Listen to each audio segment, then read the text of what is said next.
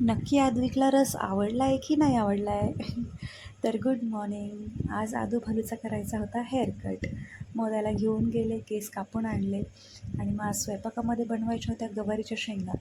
तर काल मी आमच्या वहिनींकडे गेले तेव्हा त्यांनी त्या गावरान गवारीच्या शेंगा दिल्या होत्या. त्यांना गावावरून कोणीतरी आणलेल्या, मग त्यांनी त्यातल्या थोड्याशा मला दिल्या. म्हटलं मग त्याची थोडीशी पातळ भाजी बनवूयात, कारण कोरडी गवार ही खूप वेळा बनवणं होतं, पण ही अशी गावरान गवार आहे तर त्याची पातळ भाजी खूप छान लागते.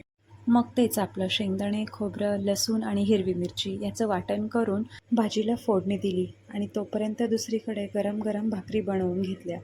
आणि आद्विकचा हा फेवरेट पार्ट, भाकर भाजताना किती छान फुटबॉलसारखी फुगते. मग सर्व स्वयंपाक बनवून झाला आणि सर्वांनी जेवून घेतलं.